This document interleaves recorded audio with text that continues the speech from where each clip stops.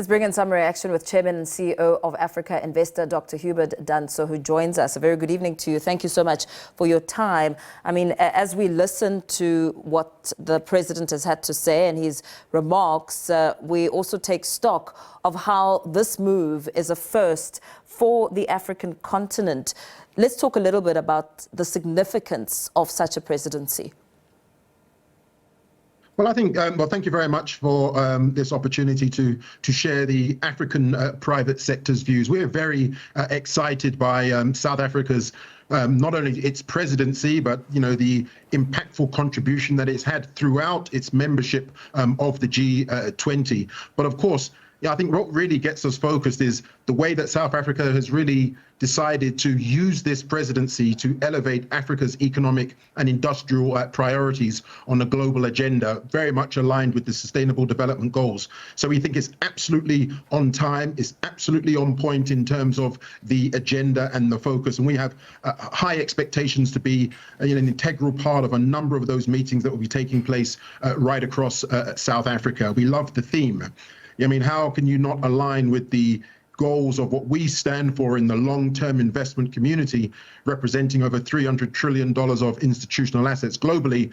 We love the theme solidarity, we love the theme equality, and we love the theme sustainability. So we really think that there's a genuine opportunity for the public and the private sector to collaborate on driving a more inclusive, fair and resilient global economy through South Africa's bold and stellar presidency. And then, of course, being part of the Troika, which then hands over to the US, which we just heard from President Cyril Ramaphosa.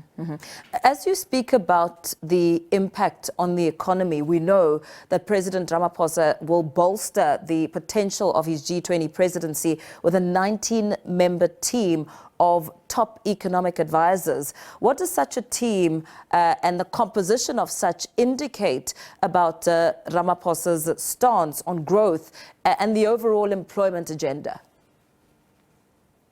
Well, I think it's a very refreshing move, as I mentioned, particularly for us in the investment community. I have to say, we've become pretty disenchanted over the past decades of the way that some of our leaders have really tried to drive us into this developmental place, this place where we're only seen as a development project, almost like we go with our begging bowls, when in fact we are probably one of the richest continents on this planet. The new currency of natural capital, we have $4 trillion worth of natural capital.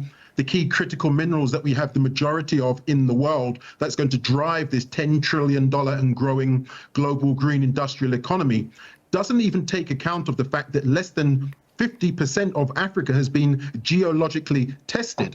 So, I really do, again, applaud President Ramaphosa's vision.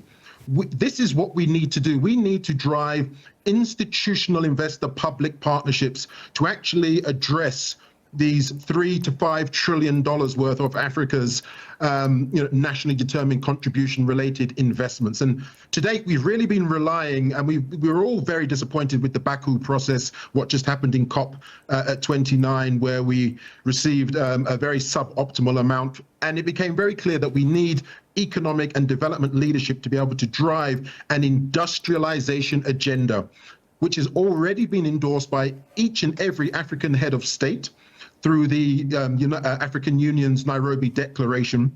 Our path is very clear. We have the opportunity to become a much more significant and competitive player in the $10 trillion per annum and growing global green industrial economy. And that has to happen through long-term institutional investor-public partnerships with the 300 trillion pool of African and global pension fund and sovereign wealth fund capital.